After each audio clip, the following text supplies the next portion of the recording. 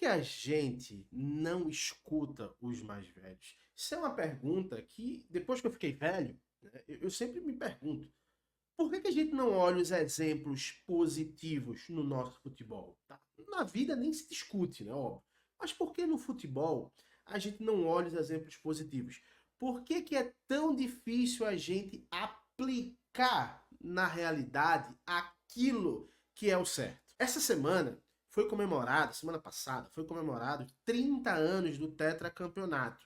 Um momento que o Brasil vivia, né, de muitos anos sem conquistar o título. O Brasil ganhou em 70, depois só foi ganhar em 1994, 24 anos depois.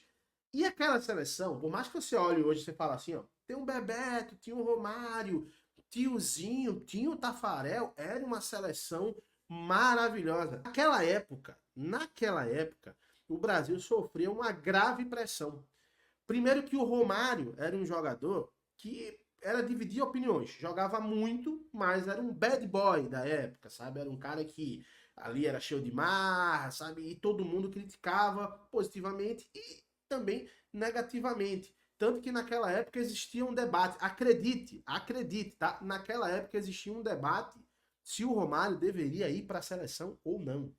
Tanto que o Romário, antes da Copa do Mundo, volta para a seleção no momento que a seleção poderia nem ir jogar aquela Copa. Não sei se você sabe disso, você que é mais jovem, mas a seleção poderia nem jogar aquela Copa do Mundo. E o Romário decide pra gente e consegue novamente jogar a seleção para jogar uma Copa do Mundo. E eu lembro que as frases que o Romário usava naquela época são frases que pode se colocar nessa época de uma outra forma que fazem sentido. Vou te dar um exemplo aqui. O Romário, antes de ir para a Copa, ele falou, ó, se a seleção for campeã, é mérito aqui de todo mundo aqui. Se a seleção não for campeã, a culpa é minha. Romário não foge à responsabilidade de ser o astro da seleção brasileira na Copa. De que se realmente acontecer um resultado negativo, o maior culpado sou eu. Vou estar preparado para isso. Podem cobrar de mim. Isso hoje pode parecer arrogante, mas na época, basicamente, tudo aquilo ali que o Romário fazia, mesmo incondicionalmente, mesmo sem ele perceber, tinha um fundamento, porque naquele momento ele tirava toda a pressão de uma equipe e jogava para ele. Os holofotes eram jogados para um só jogador e ele dava ali, ele meio que blindava toda a seleção ali. Por que eu estou explicando isso para você? E depois o Brasil acaba sendo campeão, tetracampeão do mundo, e aí o resto é história, e aí ficou tudo lindo, Bebeto e Romário, a dupla dos sonhos, até hoje muita gente fala que precisa de um Bebeto e Romário na seleção, Tafarel, o ídolo eterno ali nas defesas, pegando pênalti e dando ao Brasil ali a possibilidade de ser campeão novamente. Hoje tudo é muito lindo, mas na época era tudo complicado. Por que eu estou falando tudo isso? Porque o Romário deu uma entrevista, e eu vou colocar essa entrevista aqui para vocês verem, na comemoração dos 30 anos do tetracampeonato. E o Romário, ele foi muito taxativo quando ele falou aqui, ó. Isso foi na Gazeta Esportiva. Romário diz que seleção precisa jogar para o Neymar, para ser campeã da Copa do Mundo. Abre aspas. Simples assim, sabe? E por mais que o Romário tenha falado isso e gerado ali uma repercussão gigante, faz muito sentido o que o Romário falou. Vamos ver as aspas aqui que ele falou? Ele fala o seguinte, ó. A história da seleção, das seleções campeãs está aí.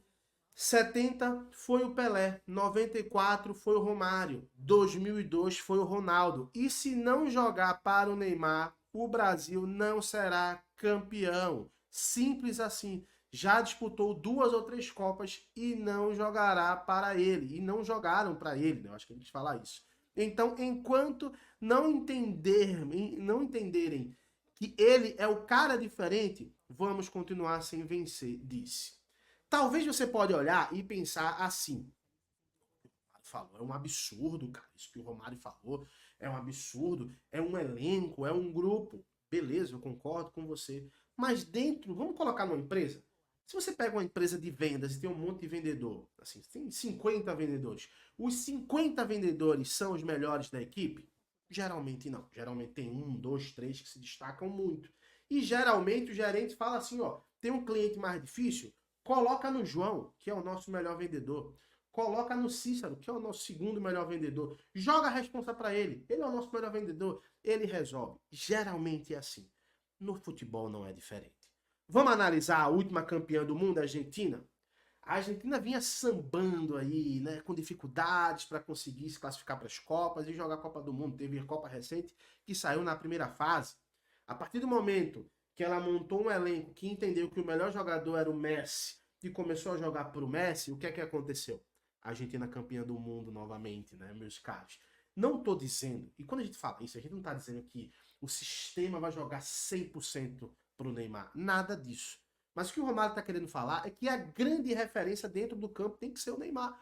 Vamos pegar as últimas conquistas da seleção, Olimpíadas. Quem foi o grande destaque? Né? Onde o Brasil ganhou a sua primeira medalha olímpica.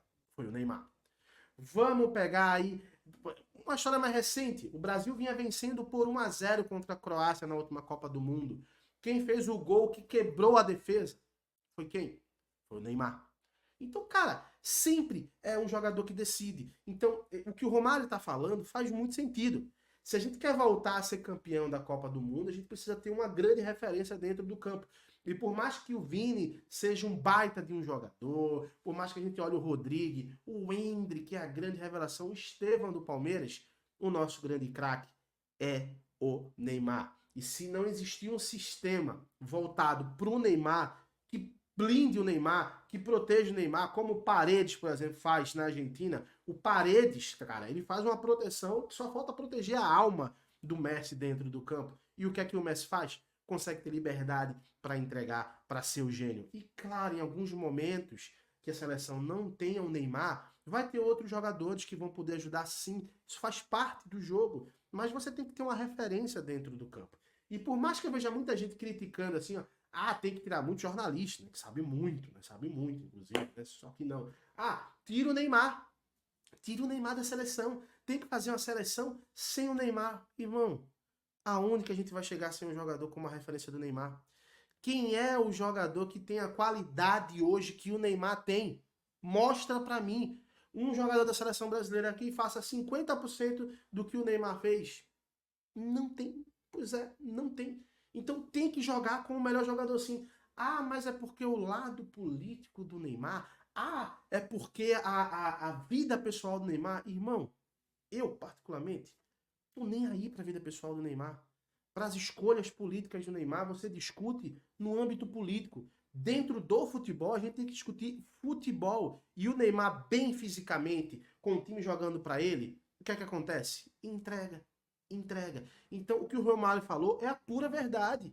O time jogou pro Pelé em 70, o time jogou pro Romário em 94 e tem que jogar pro Neymar na próxima Copa do Mundo. Senão a gente não vai ganhar bolhufas nenhuma. Historicamente, esse é o nosso futebol. O detalhe individual sempre nos rendeu os títulos. Por que a gente vai mudar isso agora? Claro, a gente não pode ser burro a ponto de achar, não temos que evoluir como conjunto, é só jogar para o Neymar. Não, nada disso. Temos que evoluir no coletivo, sim. Temos que melhorar nossas estratégias, temos que ter um técnico que entenda. E eu acho que o Dorival pode ser esse cara, ainda não é, mas pode ser esse cara. Mas a gente precisa de uma referência. E a referência se chama Neymar. E o que o Romário falou, para mim, ele está coberto de razão. Quero saber a tua opinião? Comenta aqui, meu querido. Primeiro vídeo aqui, né, do Lunático Futebol Clube. Então, pedir para você que não conhece a gente, te inscreve aqui, dá essa moral. Aqui a gente vai falar dos grandes destaques do futebol nacional e futebol mundial. Deixa o like, comenta aqui o que você acha. Quer discordar? Discorda na moralzinha, pode comentar aí. E daqui a pouco eu tô voltando com mais um conteúdo, tá bom? É nóis, até já. Tchau, tchau. Valeu.